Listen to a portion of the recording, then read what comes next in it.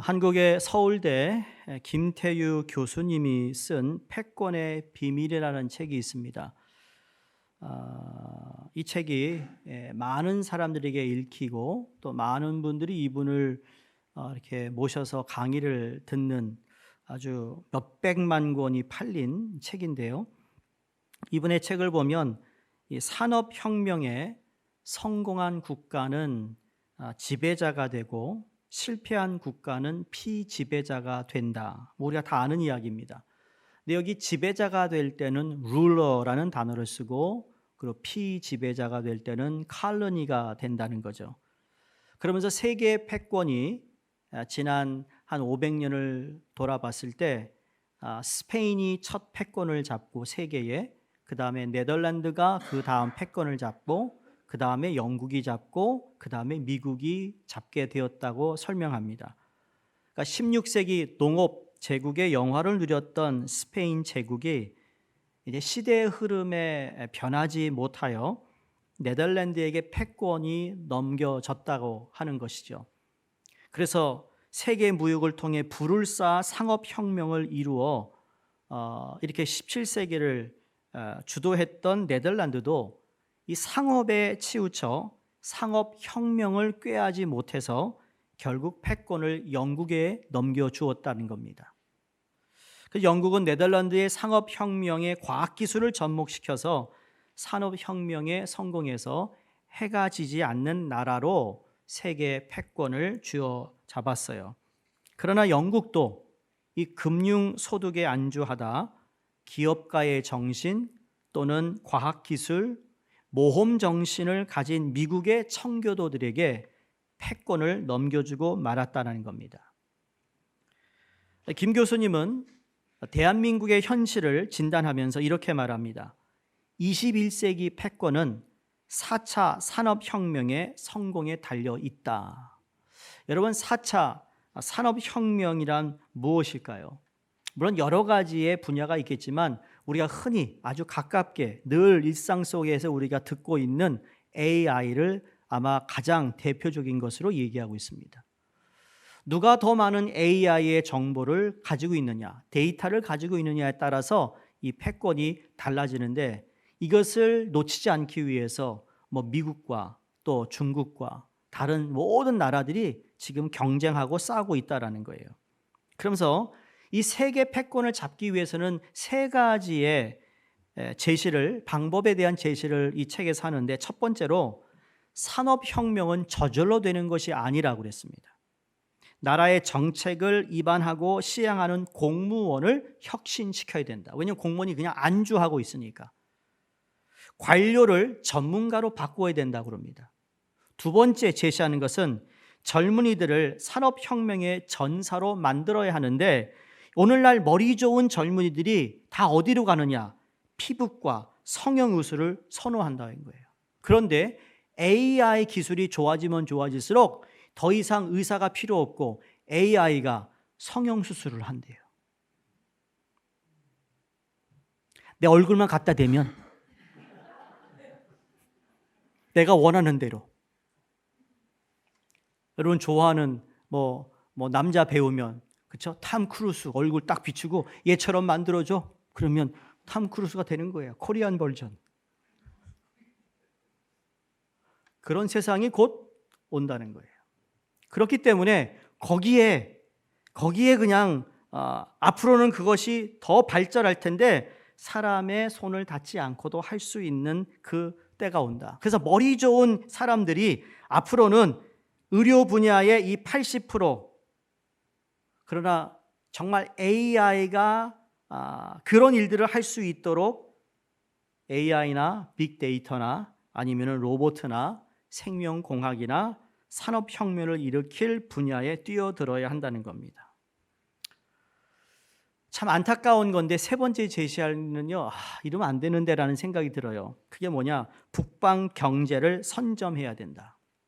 지금 북극이 녹아내리고 있는데 녹기 때문에 이제는 북극을 항로해서 나갈 수 있는 길이 열린다는 거죠. 그것을 누가 먼저 선점하느냐에 달려 있다고 하는 말입니다. 이 모든 것은 국가나 아니면 뭐 사회나 개인이나 어떻게 하든지 세계 경제 시장에 살아남기 위한 이야기라고 생각해요. 보이든 보이지 않든 간에 우리가 치러야 할 전쟁이고 치러야 할 싸움이라는 거죠. 여기에서 우리가 뒤처지면 큰일 나는 거죠. 한동안 코로나 때 반도체가 없어가지고 어려움을 당하고 자동차를 사고 구입하는데 얼마나 어려웠어요. 지금도 그렇고요. 그러니까 이기기 위해서 국가나 기업이나 개인들은 가진 방법을 다 동원해서 싸우고 그리고 이겨야 된다는 거예요. 여러분, 기업들은 여러분이 뭐 스탁을 하거나 금융에 관심 있는 분들은 1분기, 2분기, 3분기, 4분기로 나누어서 정말 내가 얼만큼 이 돈을 창출했으며 이 여기에 들어간 시간이 어떻게 되며 그리고 우리가 앞으로 뭘 더 잘해야 되면 이런 모든 데이터를 가지고 있어요. 이유는 딱 한 가지예요. 이겨야 되기 때문이에요. 경제에서 이겨야 되고 또 그 외 여러 모든 방면에서 동원해서 이것을 싸워 이겨야 된다는 거죠. 그러나 전쟁이라는 것, 싸운다는 것, 이게 지난 3421년 동안 어느 역사학 박사가 분석한 거로는요, 91.6%는 항상 전쟁이 있었다라는 거예요. 그리고 3421년 동안 전쟁을 치르지 않은 기간은 불과 286년밖에 안 된다는 거죠. 어찌되었든 전쟁이든 전쟁에서는 여러분 승자와 패자가 분명히 있다라는 거죠. 여러분이 일주일 동안 삶을 살면서 우리의 삶에도 작은 우리의 삶의 영역에도 우리가 보이지 않는 어떤 기싸움, 보이지 않는 사업자와의 어떤 거래 속에서 내가 밀리지 않으려고 하는 또 같은 종호 직장에서 일하는 동료들에게 보이지 않게 이 사람이 뭐 느끼지 못하게 내가 너보다 강하다, 내가 너보다 잘한다 이런 것을 보여주고자 하는 그런 것이 우리에게 다 있어요. 뭐 이 세상은 다 그렇거든요. 이렇게 싸우고 전쟁에서 이겨야 되는 여러분 이 전쟁의 근본이 무언가 성경이 야고보서 4장 1절 이렇게 말합니다. 너희 중에 싸움이 어디로 다툼이 어디로 나느뇨 너희 지체 중에서 싸우는 정욕으로 쫓아난 것이 아니냐라고 말합니다. 이렇게 욕심을 부리고 더 갖기를 원하고 싸우고 전쟁하는 이유는 이게 다 너희의 육신의 정욕에서 쫓아나온 것이라고 말합니다. 다시 말해 인간의 욕심, 탐심 때문이라는 거죠. 우리가 잘 아는 에덴 동산에서 그 선악과를 보고는 탐스럽기도 하고 먹음직스럽기도 했다고 하신 말씀을 보면 그 하나님께서 선악과를 만드시고 그것을 먹지 말라고 하셨을 뿐인데 이것이 너무너무 탐스러운 거예요. 그런 거 있잖아요. 먹지 마, 손대지 마 그러면 더 먹고 싶고 손대는 거. 엄마가 뭘 만들어 놨어요. 손대지 마. 손댔다가 다 엎어버렸네. 큰일 나는 거예요. 그러니까 이것이 인간의 역사에 흐르고 있는 거예요. 무엇이요? 욕심과 탐심이. 근데 성경은 거기에서 그치지 않으며 한 발짝 더 나아가서 이 싸움을 영적 전쟁이라고 말합니다. 우리의 씨름은 혈과 육에 대한 것이 아니요 정사와 권세와 이 어둠의 세상 주관자들과 하늘에 있는 악의 영들에 대함이라고 에베소서 6장 12절에 말씀합니다. 그렇다면 우리가 승리하기 위해서 무엇을 해야 하는가? 여러분 승리하기 위해 무엇을 해야 할까요? 여러분에게 딱 두 가지를 말씀드리고 싶어요. 첫 번째 우선 우리는 확신을 가질 필요가 있어요. 무엇을 가져요? 확신. 무슨 확신인가? 우리의 전쟁은 궁극적으로 사단과의 싸움이고 그 사단이 지배하는 욕심과의 싸움인데 그렇죠? 죄와의 싸움이에요. 유혹과의 싸움이고 그리고 무기력감의 싸움이고 쾌락주의와 싸움.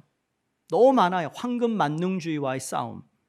결국 세상 풍속과 욕심을 가지고 우리를 실패하게 만들려는 사단과의 전투입니다. 그런데 여기에서 요한 1서 2장 6절에 세 가지로 우리에게 정리해 줍니다.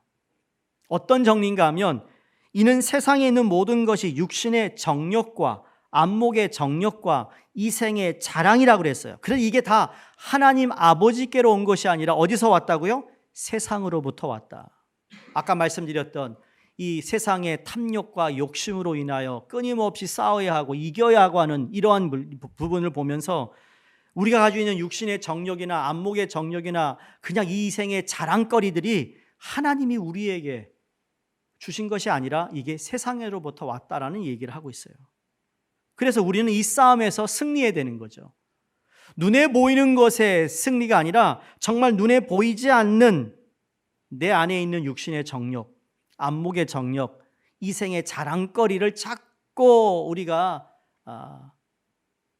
밝히려 하고 보이려고 하는 이러한 것에서 싸워서 이겨야 된다는 겁니다. 근데 이것이 마치 영적 싸움이 기술력을 통해 산업혁명을 이룬 나라가 그러한 나라들로 통하여 이루어지는 것이 아니고 승리하는 것이 아니라 요한 1서 5장 4절의 말씀에 하나님께로부터 난 자가 이긴다고 그랬거든요. 하나님께로 난 자 모두가 이기는데 하나님께로 난 자가 누군가 하면 예수께서 그리스도이심을 믿는 자라고 했습니다. 바로 이거에 대한 확신을 여러분이 가져야 된다는 거예요. 내가 오늘 이기는 건 내가 가지고 있는 실력이나 내가 가지고 있는 재능이나 내가 가지고 있는 돈이나 내가 가지고 있는 인맥이나 이런 게 아니라 예수 그리스도를 믿음으로 이긴다. 그래서 그 하나님께로부터 난 자가 여러분 이긴다는 사실을 믿으셔야 된다는 거고 이것을 확신해야 된다는 거예요. 왜? 우리는 하나님의 자녀로 특권을 주셨기 때문에. 요한복음 1장 12절에 영접하는 자 곧 그 이름을 믿는 자들에게는 하나님의 자녀가 되는 권세를 주셨다. 권세를 주셨다. 우리 모두에게 권세를 주셨습니다. 내 앞에 어두컴침하고 큰 산이 보여도 여러분 나는 하나님의 자녀라는 이 권세를 주셨다는 것에 대한 믿음을 가지고 우리는 그 앞에 어떤 장애물이 있어도 걸어갈 수 있는 이유는 바로 그 권세를 내게 주셨기 때문이에요.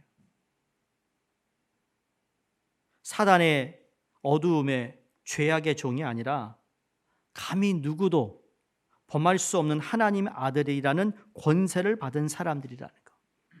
우리는 만왕의 왕이신 하나님, 우주 만물을 창조하시고 지금도 통치하시고 계시는 섭리하시는 하나님의 자녀들이라는 거 믿으셔야 해요. 그리고 믿음으로 아들의 권세를 받았다는 사실을 믿고 확신할 때 그런 사람들이 하나님께로부터 난 자가 세상을 이깁니다. 이걸 우리가 다시 한번 마음에 새겼으면 좋겠어요. 그래서 이미 승리한 거예요.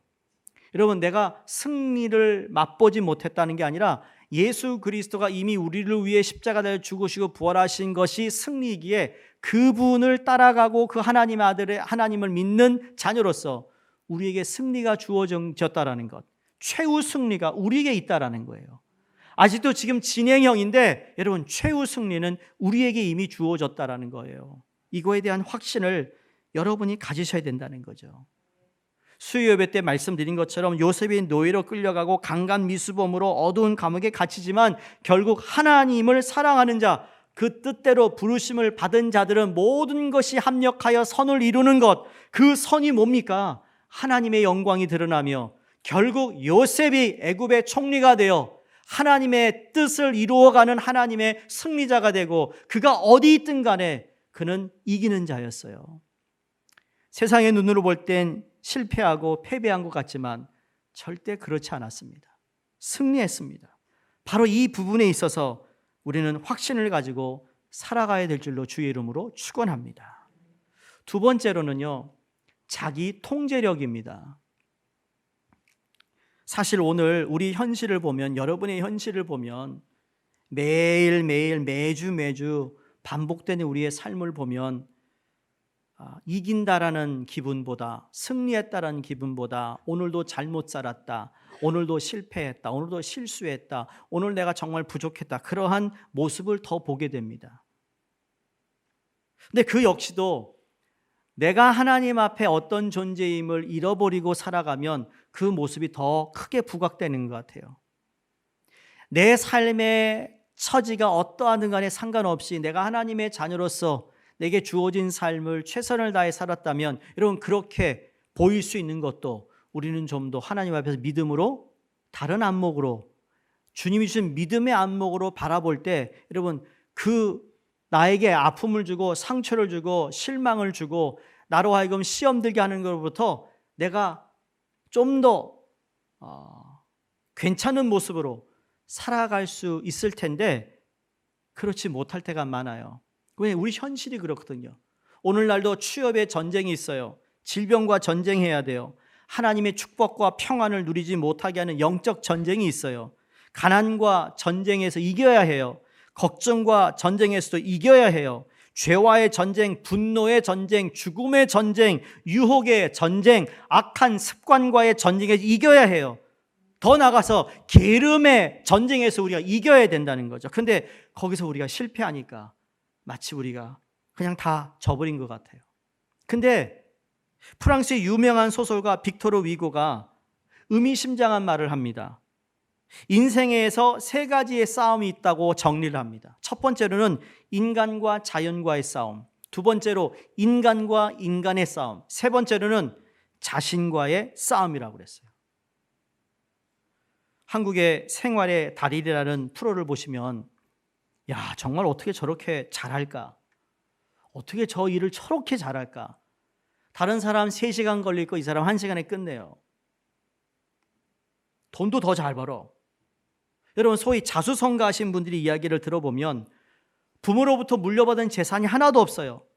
혼자 힘으로 집안을 일으켜 세우는 그 성과를 이루어 놓은 분들의 이야기를 감동이 아닐 수가 없어요. 정말 정말 대단하다. 감격입니다. 저런 상황에서 저렇게 성공했구나. 그런데 이런 분들이 다 예수를 믿지 않는 사람인데도 불구하고 이렇게 성공하고 성취한 사람들에서 발견하는 공통점이 있다는 거예요. 그게 뭔지 아세요? 자신과 싸움에서 이겼다라는 거죠. 자신과의 싸움에서 너무 힘들었다라는 고백을 합니다. 외부에서 오는 것 때문에 힘든 게 아니라 나 자신과의 싸워야 하는 것이 가장 힘들었다고 얘기합니다. 산악인 엄홍길 씨가 한국인으로 2007년 5월 32일에 8,400m의 로체 샤르도라는 히말라야 산맥 그 정상 중에 가장 높은 계곡 중에 하나예요. 세계 최초로 16자 완등에 성공합니다. 안 나오나 보죠? 문제가 생겼어요? 이게 영적 전쟁이에요. 이건 내가 다 준비해서 이미지를 줘도 제가 감당을 못해요. 얼굴 좀 보여드리려고 했는데 엄홍길 씨가 어떤 분인가? 인터뷰에서 그분이 그런 얘기예요. 죽음보다 더 두려운 것이 나 자신과 싸움이라고. 박지성은 알죠? 산소 탱크. 그가 그래요. 주전 경쟁에서 이긴다는 것은 자신과 싸움에서 이기는 것입니다. 올림픽에서 피겨스케이트로 금메달을 딴 김연아. 이렇게 얘기해요. 제가 추구하는 피겨는 남과의 경쟁에서 이기는 것이 아니라 나와의 싸움에서 이기는 거예요. 제가 만족할 수 있는 수준에 도달하는 것, 지금은 그게 가장 중요해요 라고 말합니다. 성도님들, 우리가 평생 싸워야 하는 것은 바로 나 자신이라는 거예요. 잠언서 16장 32절에 노하기를 더디하는 자는 용사보다 낫고 자기의 마음을 다스리는 자는 성을 빼앗는 자보다 나으니라. 같은 맥락이잖아요. 우리가 새해를 시작하면서 보라 역전되리라라는 표를 내걸고 여러분과 함께 지난 3주에 걸쳐서 이 역전 시리즈의 말씀을 함께 보았어요. 여러분, 역전이 되기 위하여서는 내게 주어진 상황과 이 사건이 잘 풀리기 위해 외부로부터의 도움의 요소가 절실히 필요한 거 있습니다. 당연히 그러한 도움들이 우리에게 필요합니다. 근데 그것만으로는 되지 않는다라는 거예요. 그것만 가지고 된다는 게 아니라 그거 플러스 내적으로 나 자신을 통제하고 절제하고 훈련하지 않으면 안 된다는 겁니다. 하나님이 아무리 우리에게 좋은 축복의 말씀을 주시고 그렇게 우리를 축복하신다 할지라도 그 말씀이 이루어지도록 내가 삶으로 나 자신을 드리고 그 말씀에 헌신하지 않는다면 그 말씀은 하나의 큰 표어고 그냥 우리에게 그냥 소망의 말씀이지 그 소망이 우리 삶 가운데 실행되지 못한다는 거예요. 만약에 그 표를 외치면 그냥 자연적으로 100번 외치면 그렇게 된다 그러면 여러분 100번 더 외치죠. 1000번도 외쳤을걸요. 그렇게 되는 게 아니라는 거예요. 오늘 본문에 고린도전서 9장 25절 이기기를 다투는 자마다 모든 일에 뭐 한다고요? 절제하니 그랬습니다. 이제 여러분 성경을 피셔야 돼. 절제하니. 금메달을 목에 걸기 위해 운동장에서 경기하는 선수가 절제하지 못하면 결코 승리할 수 없습니다. 이 절제라는 헬라어 원어의 의미를 보면 자기 자신을 정복하다라는 의미를 가지고 있습니다. 우리 한국말 사전에 절제를 찾아보니까 정도에 넘지 아니하도록 알맞게 조절하여 제한함이라고 이야기합니다. 한자로 마디 절과 말을 제자로 절제 얘기합니다. 영어 성경에서 이것을 self control이라고 번역해 놓습니다. 자기 스스로를 알맞게 잘 조절한다는 뜻이잖아요. 다시 말해 자기 통제력을 이야기하고 있어요. 자기 조절 능력을 말하고 있다는 겁니다. 그래서 생각하거나 말하거나 감정을 나타내거나 행동할 때 하고 싶은 내가 하고 싶은 대로 하는 것이 아니라는 거예요. 그게 통제력을 가지고 있어야 된다. 자신과 싸움에서 이기려면 자기 통제력이 있어야 되는 것이죠. 그 자기 통제력이란 더 좋은 결과나 만족을 위해 일시적인 충동이나 만족을 억제하고 인내하는 것입니다. 개인이 선택한 결과를 얻기 위해 신중하게 생각하고 행동하는 거예요. 자신의 인지를 통제하고 정서를 통제하고 행동을 통제하여 자기 스스로 관리하고 조절할 수 있는 능력을 말합니다. 여러분, 철이 없다, 아직도 성숙하지 못하다는 것이 바로 이러한 부분에서 비추어 봤을 때 보이는 거예요. 여러분, 아이들이 왜 뗐습니까? 밥을 먹다가 옆에 누가 맛있는 과자를 먹으면 밥 안 먹고요, 저거 과자 달라고 그래요. 그럼 엄마가 뭐라 그러죠? 너 이거 먹어야 저거 먹을 수 있어. 그럴 때 그 아이가요, 그거 먹고 저거 먹으려고 이거를 꾸역꾸역 먹는 애는 그래도 나름대로 자기 통제력이 있는 아이라고 보는 거예요. 그런데 땡깡 부리며 이거 안 먹어 다 뱉어버려요. 저거 먹겠다고. 걔는 어떤 애죠? 더 훈련을 받아야 해요. 통제력. 이 얘기하는 게 여러분이 자기 배우자를 보면서 우리 아이 중에 걔 같아. 그 아이 같아. 맞아요. 이게 어린아이니까 우리가 봐주죠. 근데 어른이 되어서도 말이죠. 대화를 나누고 뭔가 회의를 하는데 자기 생각하고 안 맞고 안 따라준다고 벌떡 일어나 나간다든지,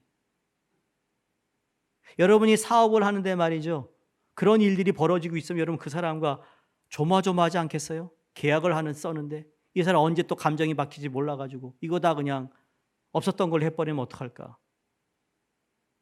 제가 그런 말씀 한번 드린 적이 있어요.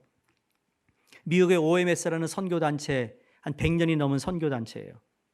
옛날에는 오리엔탈 미션 소사이라고 그래서 아시아를 옛날에 오리엔탈 그래서 그 아시아의 선교사를 파송한 아주 작은 선교단체예요. 지금도 우리 교단과 함께 교류를 하고 있는데 5, 6년 전에 텍사스에서 그 OMS 대표와 저와 그리고 우리 다른 선배 목사님과 회의를 합니다. 한국에 선교교회가 있다는 아는데 미주에 선교교회가 있다는 소식을 듣고 만나는 시간을 가진 거예요. 만나가지고 회의를 합니다. 근데 저는 여기서 자랐고 그분도 선교사님 출신이니까 처음부터 우리 뭐 하자 얘기하지 않았어요. How are you? How's your family? 자녀는 누가 있고 어디서 자랐으며 그냥 30분 동안 우리 얘기했어요. 그러고 난 다음에 앞으로 우리가 함께 선교에 대해서 이런 일들을 하면 좋겠다. 그 잘 끝났어요. 끝나고 나서 밥을 먹는데 뭐라는지 아세요? 한국 사람과 이런 회의는 처음 해봤대요. 무슨 말이냐 그랬더니 주로 한국에 있는 한국 사람들을 만나면 딱 피고 이거 할 거야 안 할 거야? 해줄 거 안 해줄 거야? 사인해. 그 사인하면 밥 먹고 사인 안 해주면 그냥 아디오스 그러고 간대요. 그런 일이 있었냐고 미안하다고. 그래서 내가 그랬죠. 미주에 있는 사는 우리는 다르다고. We are different. 걱정하지 말라고. 그래서 지금까지 매해 그 총재가 우리 교단 총회에 와서 인사하고 함께 교제하고 그러는 거예요. 우리가 잘하고 있다는 의미가 아니라 여러분 그렇게 뭔가 소통해야 되고 말이 통해야 되지 않겠어요? 근데 자기가 하고 싶은 게 안 되면 그거에 꿍 해가지고 말이죠. 자기 통제력이 없는 그러한 모습이 얼마나 여러분이 믿는 사람인데 말이에요. 교회를 다닌다고 아는데 상대방이 나하고 얘기할 때 정말 말도 안 통하고 이 사람은 정말 뭐 예수 믿는다면 교회 다닌다면서 이게 야 교회 다니는 사람하고 거래하면 안 되겠어. 이렇게 말을 듣는다면 이거 창피한 일이거든요. 그래서 자기 통제력 속에는요. 유혹에 저항하는 능력이 있어야 되고요. 만족을 지연하는 능력도 있어야 되고요. 충동을 억제하는 능력도 포함되어 있는 거예요. 내가 지금 당장 이거 하고 싶어도 그것을 지연할 수 있는 그 만족을 위해 지연할 수 있는 통제력이 있어야 된다니까요. 제가 일부 예배 때도 물었습니다. 이 지연 통제력이 뭐냐면 delay gratification이라고 그랬어요. delay, 늦춘다. 뭘? 내 만족, 충족을 늦춘다는 얘기죠. 여러분 뷔페집 가면 제일 먼저 뭐 드세요? 여러분이 제일 좋아하는 거 먼저 먹는 사람. 생각 안 해봤어요? 뷔페집 안 가셨구나. 한번 갑시다요.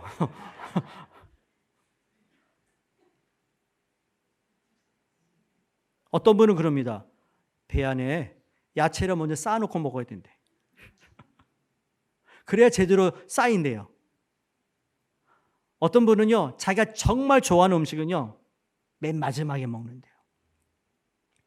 아주 이거를 이거 먹고 싶은 건 내가 이거 먹기 위해서 왔는데, 어떤 분들은 아니, 가장 비싼 거 먼저 먹는데. 벌써 생각이 다 다른 거예요. 어찌되었던 딜레이 그래티피케이션, 내가 만족을 지연할 수 있는 능력도 우리가 필요한 거거든요. 그러면 자기 통제력을 높여 승리하기 위해서 무엇을 어떻게 해야 되는가? 딱 세 가지 말씀드립니다. 목표가 분명해야 됩니다. 목표가 분명합니다. 26절에 그러므로 나는 다름질하기를 향방 없는 것 같이 아니하고, 향방 없는, 이 향방은 아델로스라는 헬라어로 불확실하게 목적 없이라는 뜻입니다. 육상 선수가 결승전을 향해 달리는 것을 말하는데 목표와 방향이 분명해야 되는데 아무리 빨리 달려도 결승전의 반대편을 달리면 아무런 소용이 없다라는 거예요. 바울에게 있어서 분명한 목표는 무엇입니까? 복음을 전하는 것이었습니다. 23절에 내가 복음을 위하여 모든 것을 행함은 복음에 참여하고자 함이라. 보세요. 내가 복음을 위하여 모든 것을 행했어. 근데 또 복음에 참여하고자. 다시 말해, 내가 복음을 위해서 열심히 뛰었음에도 불구하고 나중에 복음에 참여하지 못할 수 있다라는 얘기거든요. 내가 분명히 일로 뛰어갔으면 당연히 저 안에 내가 참여해야 돼요. 그 복음에 위해서 뛰었고 그 결과를 내가 맛보아야 되는데 복음에 참여하지 못할 수도 있다라는 거죠.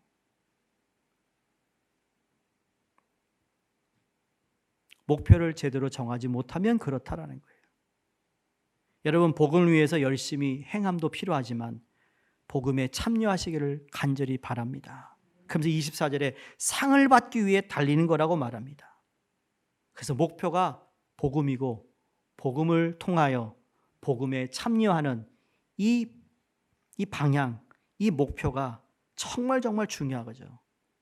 장자의 명분을 팥죽 한 그릇에 판 에서, 여러분 에서는 멀리 보지 못하고 지금의 욕구에 충실하여 자기 통제력을 갖지 못하여 축복을 잃어버린 사람이에요. 대부분 자기 통제력을 가진 사람들은 지금 욕구에 충실한 사람일 경우가 많습니다. 지금 당장. 근데 미래에 주어질 그 장자의 명분을요, 에서는 너무 가볍게 생각한 거예요. 성도님들, 하나님의 자녀가 된 권세를 가볍게 생각하지 마세요. 여러분, 하나님의 자녀가 되었다는 권세가 얼마나 무거운 거고 얼마나 귀한 것이라는 것을 다시 한번 마음에 새길 수 있기를 바랍니다. 어느 작은 마을에 한 청년이 살고 있었는데요. 하루는 성주를 찾아가서 인생을 성공적으로 살 수 있는 비결을 가르쳐 달라고 합니다. 성주는 대답하기 전에 그 청년에게 컵을 주더니 컵에다가 포도주를 가득 채워서 청년에게 네가 이 컵을 들고 마을 한 바퀴를 돌아야 된다. 대신 성주를 지키고 있는 군인 한 명을 붙입니다. 명령합니다. 이 청년이 이 마을을 한 바퀴 도는 동안에 이 포도주가 이 잔에서 흘리거나 떨어뜨리면 그 자리에서 목을 베라 명령을 해요. 바짝 긴장을 한 채 한 방울의 포도주를 흘리지 않은 청년은 식은땀을 흘리며 다시 성주 앞에 나왔습니다. 그렇게 온 청년에게 성주가 이렇게 묻습니다. 청년, 이게 한 바퀴 돌면서 무엇을 보았어? 아무것도 못 봤는데요. 뭐 들리는 소리 없었어? 아무것도 안 들렸는데요. 아니, 그 거리에 거지도 있고 장사꾼 있는데 그거 못 봤어? 못 봤는데요. 아니, 그 술집 앞에 지나가면 말이야 여자들이 노래 부르고 말이야 손짓 하잖아. 그거 못 들었어? 못 들었는데요. 청년이 솔직하게 못 들었는데요. 못 들었는데요. 못 봤는데요. 그러자 성주는 그제서야 빙긋 웃으며 그래, 그것이 바로 너에게 말하고 싶은 인생의 교훈이야. 앞으로 살아가는 동안에 내가 정한 표대를 바라보고 그렇게 정신을 집중시키고 한눈을 팔지 않는다면 너를 둘러싼 어떤 유혹의 소리도 들리지 않을 것이다. 필경 너는 성공적인 삶을 보장받을 것이다 라고 말했습니다. 역전을 기다리며 승리를 위해 이런 분명한 목표를 세우시기를 주의 이름으로 축원합니다. 두 번째, 오늘 본문에서 훈련하라 말합니다. 24절, 27절인데 이 훈련을 하기 위해서는 먼저 버릴 것을 버리고 훈련해야 된다는 것을 강조합니다. 오늘날 여러분, 연예인이나 유명한 운동선수나 교수나 그 유명한 정치인이나 때로는 목회자가 자기 통제 훈련이 되지 못해서 큰 실수를 범해요. 성추행으로 몇십 년 쌓아 올린 것을 한순간에 무너뜨리는 것을 보지 않습니까? 어느 분야든지 자기 통제를 하지 못하면 한순간에 무너져 버리는 거예요. 쌓는 건 어려운데 시간이 걸리는데 무너지는 건 한순간이에요. 오늘날은 더 빨라요. 24절에 너희도 상을 받도록 이와 같이 다름질하라고 말합니다. 최선을 다하라는 말씀이에요. 오늘 이상하게 운동선수 얘기를 많이 하는데 여러분, 바르셀로나 올림픽에서 금메달을 획득한 마라톤 영웅 누굽니까?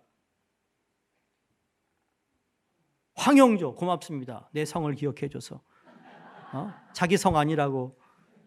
황영조 선수. 그가 이렇게 고백해요. 연습 도중에 버스를 뛰어 쫓아가다가 너무 힘들어서 버스 바퀴에 들어가고 싶었대요. 그냥 죽고 싶었다는 얘기죠. 그만큼 힘든 거예요, 뛰는 게.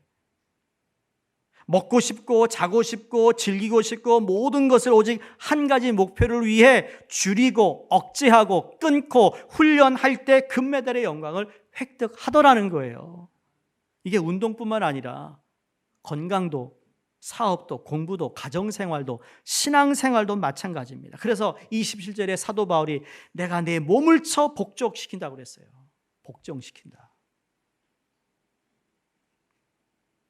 사랑하는 성도님들, 여러분의 삶 가운데 현재 역전되어야 할 영역이 분명히 있을 겁니다. 근데 그건 단순히 믿습니다 외친다고 되는 게 아니에요. 선명한 목표만 세워온다고 역전되고 승리되는 것도 아니에요. 목표를 세웠다고 자기 통제력이 저절로 여러분 강화되는 것도 아니에요. 월계관을 쓰기 위해 부단히 자기를 훈련하여 최선을 다해 달려가야 된다는 겁니다. 우리가 잘 아는 사울 왕과 다윗 왕의 차이점이 참 많습니다. 근데 사울 왕과 다윗의 가장 큰 차이점은 뭔지 아세요? 이게 누구나 다 그렇습니다. 사울 왕은 너무 쉽게 왕이 됐어요. 성경을 보세요. 사울 왕은요, 사람이 보니까 사울 왕이 인물도 좋아. 키도 크고, 야, 저 사람은 정말 깜이야. 왕이 될 깜이야. 그리고 왕이 돼버렸어요. 다윗은 어렸을 때 목동인데 사무엘을 통하여 기름 부음 받아 앞으로 왕이 될 사람이라고 했어요. 근데 그런 다음에 다윗은 어떻게 됐죠? 지지리 고생을 했어요. 엄청난 핍박을 당했어요. 고난 뒤에 고난, 도망가고 블레셋 사람들 징역에 들어가서는 자기가 미친 척합니다. 예? 피 질질 흘리면 침을 질질 흘리면서 피였을 거야 아마. 그렇게 해서 자기가 살아남으려고 그렇게 훈련받은 사람이 다윗 왕이에요. 낮고 낮아짐을 경험합니다. 자존심 다 짓밟혔습니다. 그럼에도 불구하고 결국 하나님의 뜻대로 그가 왕이 되었을 때 하나님의 마음에 합한 왕이 될 수 있었죠. 그 차이예요. 여러분, 너무 쉽게 하나님이 여러분에게 다 주면 우리 스포일 되거든요. 거기에는 인격 변화도 없어요. 인성도 나쁜데 좋은 거 가져봐요. 인성 개떡 같은데 말이죠. 죄송합니다. 예? 좋은 차만 틀고 다니고 말이에요. 그 사람 못 봐요, 그 꼴을. 하나님은 우리를 그렇게 훈련하지 않으세요. 그만큼 자리에 갔으면 그만한 인격과 어떤 정말 성숙함을 가져야 되는데 그걸 우리를 훈련시킨다고요. 고난과 역경은 나를 단단하게 하는 기회라는 거죠. 그 성숙함을 통하여 하나님이 쓰시는 거라고 믿습니다. 하나님이 우리에게 좋은 걸 주길 원하세요. 이게 우리 하나님이 우리에게 바라는 어떤 레벨이라면 여러분 그 레벨에 맞는 우리의 정체성, 우리의 어떤 인성, 우리의 성숙함을 하나님이 기대하거든요.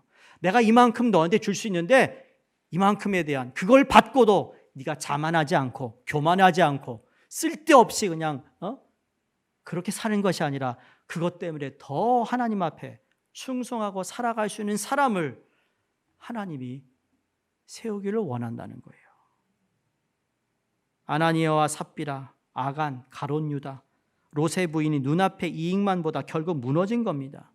자기 통제력이 뛰어난 사람을 만들려면 학습해야 하고 무엇이 내게 이익이고 이익이 아닌지를 깨달아 영적 근육, 마음의 근육, 감정의 근육을 어떤 바이러스에도 무너지지 않도록 튼튼히 해야 될 줄로 믿습니다.